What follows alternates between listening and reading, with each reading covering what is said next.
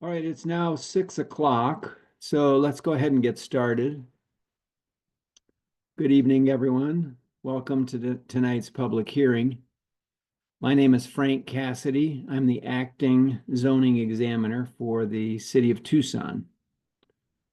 We have one case scheduled for public hearing tonight, TP-ENT-1024-00021, the Specialists, North Wagner Lane, MU zoning.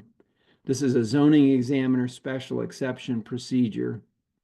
Since we're on Zoom, and I can see that you're all already muted, but please mute your microphone except when you're speaking. So as zoning examiner, I conduct public hearings on applications for special exception under the zoning examiner's special exception procedure found in section 3.43 of the City of Tucson Unified Development Code.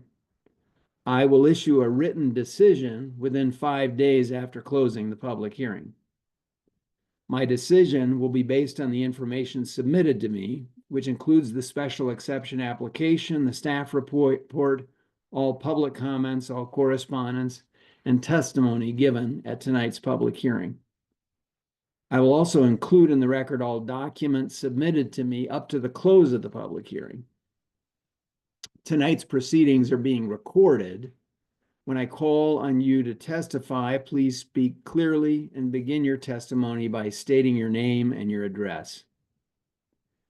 Within 5 days after the close of the hearing, I will make a written decision to approve with conditions, or deny the application based on the findings required in section 3.4.5 of the City of Tucson Unified Development Code. My decision may be appealed to the mayor and council by any party of record by submitting a notice of intent to appeal to the city clerk within 14 days from the effective date of my decision, with a copy delivered to the Planning and Development Services Department. The complete appeal materials must be filed with the city clerk within 30 days of the effective date of my decision. So here's how tonight's hearing will proceed. First, a Planning and Development Services representative will give a brief presentation of the case. I'll then ask the applicant if he would like to make a statement or give testimony. After the applicant's presentation, I would normally call on anybody who asked in advance to speak, but I don't have any speaker requests. So at that point, I'll just open it up to anyone else in the audience who would like to be heard. And then after the public testimony, I'll offer the applicant, again, the opportunity to address any points that may have come up and to give a closing statement. I will then close the public hearing. So with that out of the way, I'll now ask Gabriel Slater of the City of Tucson Planning and Development Services to begin by presenting a brief staff report. Thank you. So this is a zoning examiner special exception for the commercial storage use in the mixed use zone. This specific use requires a special exception to be permitted. The request is only for the land use. There's been no request for modification of any of the underlying dimensional standards or other zoning standards or requirements. They're placing the building as far as they can toward the road Wetmore to the north to try and distance the storage building from residents to the south. They've agreed not to use the alley to the east between the storage facility and the owner's primary business, which is the Specialists. It's like an auto care and maintenance to move vehicles back and forth. Instead, they're going to use the road around Wetmore and come down Wagner to go into the front. They understand the use specific standards, so that no outdoor storage visible from outside of a screen, and all lighting should be directed away from adjacent residential uses and zones. And these have also been included as conditions of the special exception, if it's approved. And so, subject to the attached preliminary conditions, staff recommends approval of the requested special exception and finds it appropriate. Thank you, Mr. Slater. Does the applicant wish to make a presentation?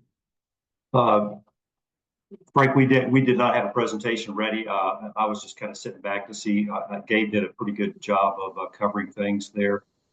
Just wanted to add a couple of things. I know Gabe mentioned that the access will be strictly off of Wegner Lane. That's true. There will be two driveways off of Wegner, essentially ingress egress onto Wegner, and there will also be an additional sidewalk that will provide continuity connecting into the existing sidewalk on Wetmore Road and proceeding down through the entire length of the project along the or the project site along the west side of the property and ending at the south property line. So there'll be continuity for sidewalk as well for access for pedestrians, even though we're not in, it's not going to be a public facility, it's private. And the other stipulation is that any access doors, man doors on the building will remain locked during business hours, so we don't have any access by the public. All right. That's pretty much it. Does, thank you, Mr. Burko. Does anybody else wish to be heard at this time? There is a hand with a person named Kevin, who's, I can see the hand raised. If you would unmute and speak, please. Sure. Hi, my name is Kevin Daly. I'm the president of the Flowing Wells Neighborhood Association and Community Coalition. We have some other neighbors, at least one other neighbor here that would like to ask a question. But I have a question. Could you clarify again? This was just an exception, but what does the marijuana dispensary have to do with this hearing? I don't think it has anything to do with this hearing.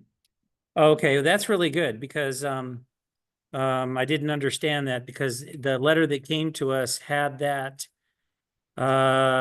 has this, and I don't know, I'm wondering if if there was a misprint on the City of Tucson notice, because it talks about Wegner Lane, okay, and it also discusses here, in fact, right here, it discusses a marijuana dispensary that mayor and a zoning examiner's public hearing will be scheduled on mayor and council special exception request for a marijuana dispensary on site 4342 Wegner Lane on the northwest corner of Speedway Boulevard and Sahara. So I'm assuming that that's like a misprint. Yeah, Speedway and Sahara, that was over on like East Speedway and Rosemont. And so some of the language for that notice may have ended up in the notice, the approval protest notice for this. The case materials were available on the zoning examiner's page and the clerk's page. And yeah, there's no marijuana dispensary being considered at this. Okay. Well, I mean, I'm personally, appreciate that. But nonetheless, we do have a neighbor here who is part of our neighborhood association who has a question, and she'll give her name and you'll come around, and she'll ask her question on this. Get in front of there. So. Hi, my name's Stevie Robinson, and I live behind that two-story building where that the specialist built. I now pay $79 to get TV and gave away my ham radios because I no longer have any reception. So now I understand there's going to be a building story and a half to the north of me. And when I talked to the owner of the specialist, he said that's going to be a different company that operates in that building. So I don't know if it's a subcontractor or what. And he talked about a lot of high dollar equipment that they were going to need.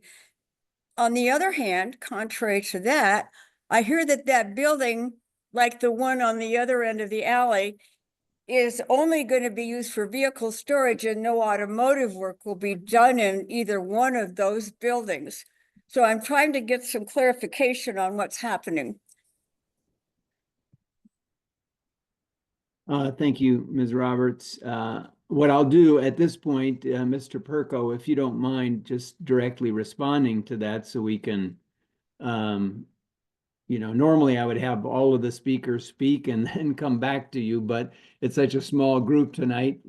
If you could respond to exactly what activity and by whom, whether it is by the specialist folks and whether they're going to do car maintenance, or I'm sorry, I assume like installation of stereos is what they do.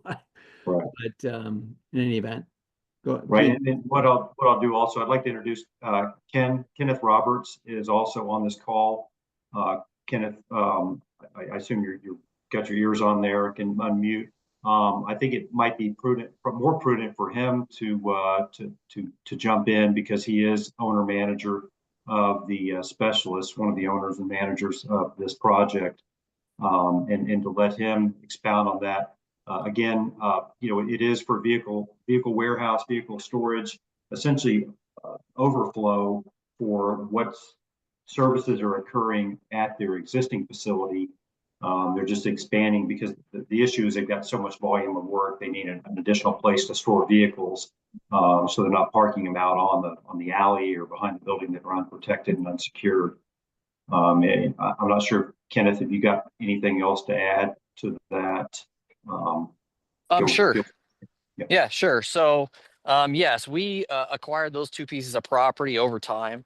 And we do, as she's mentioned, it's not necessarily, it is a separate corporation, but it's all done under an umbrella corporation, which is just still the specialist.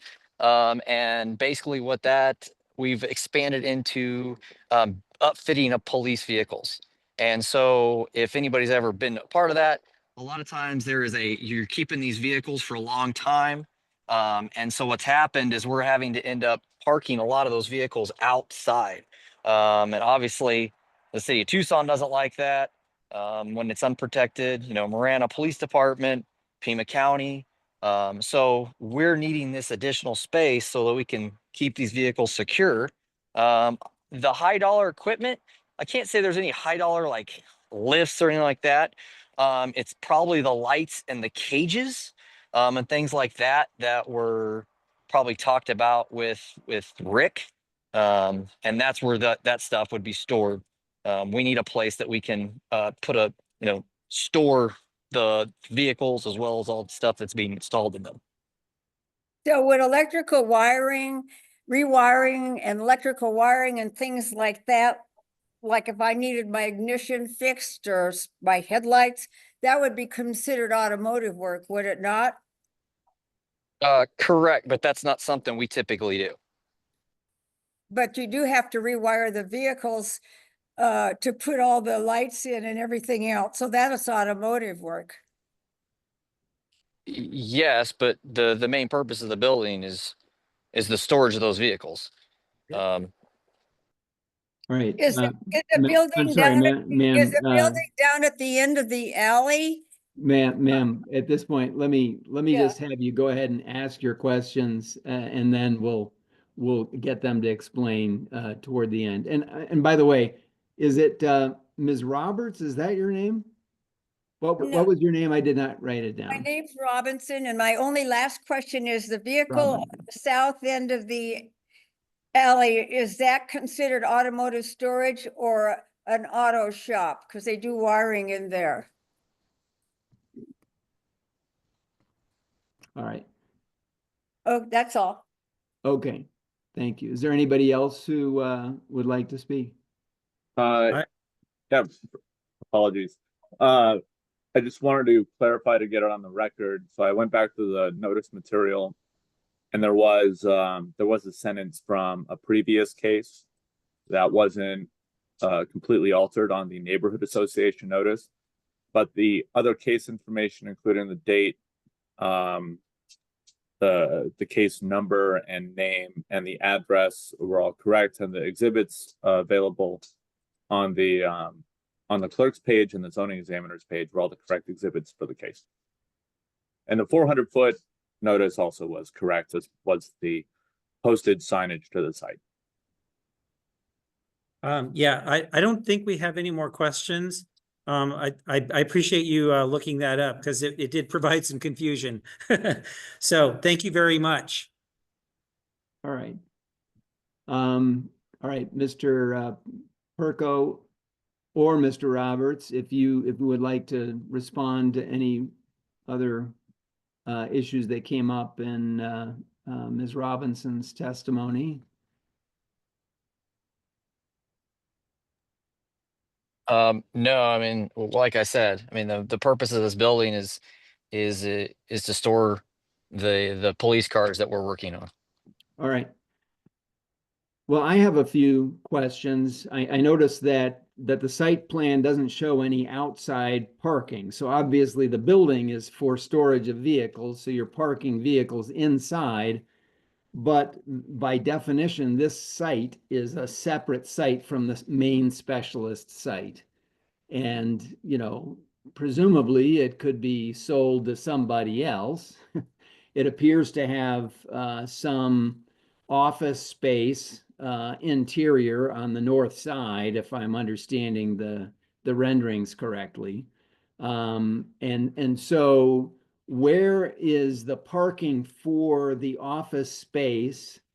Is that simply going to happen at the specialist and somebody will simply walk across to this site? How is the parking going to be handled?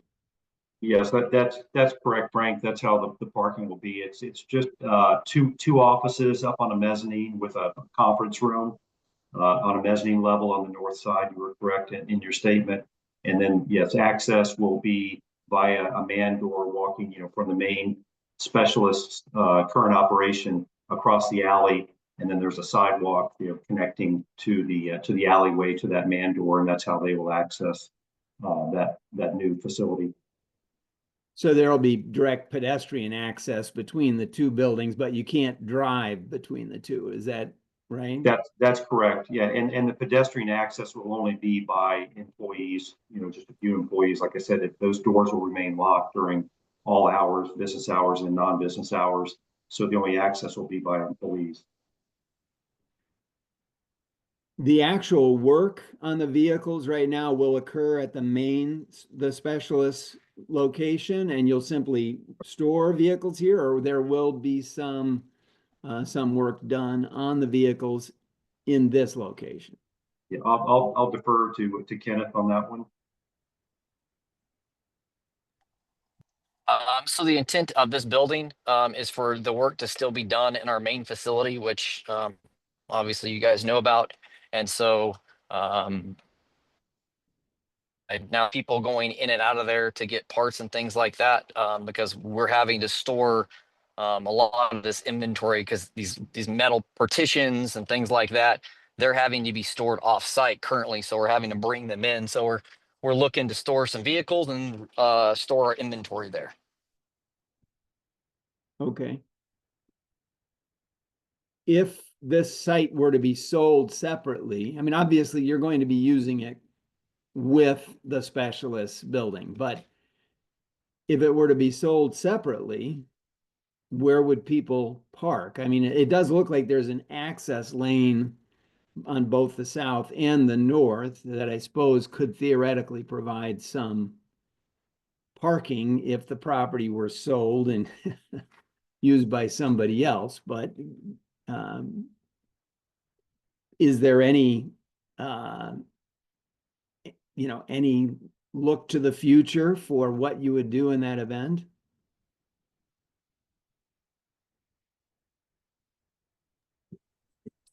So I guess we've thought of that. The main purpose is I guess we would have limited buyers. That's kind of where, our own fault if we were to sell it, because obviously it would limit the value of the property if it had no parking, because it could only be sold as a vehicle storage. Over time, maybe buy another piece of the properties to purchase, or to have the parking. Currently, we feel that the parking that we have is sufficient simply in that we're not adding any employees to this location with this building. It's simply just to park the current vehicles we already have. Well, also to clarify, so the special exception grants the commercial storage use on the site. Commercial storage doesn't typically have really any parking requirements. It has a garage bay on the west side. So I guess if in the future somebody buys it and they want to change the use, they would need to, if it's a use that's not explicitly allowed in the mixed use zone, potentially reconfigure part of the site if their use requires parking, or if they can get some sort of exception because they have parking internal to the building, that would be something they would navigate at that time. But for the use as requested, there wouldn't be any parking requirements, and they can't change that use without coming back and doing either the zoning examiner or a mayor and council special exception. All right, that sounds good. Thank you all for your testimony and for the information you've provided. Does anyone else have any final comments or any questions at this time? No? All right, then at this point, I will go ahead and close the public hearing and thank all of you for your participation. So TPENT 1024-00021, the specialist, is closed. Have a good evening, everyone.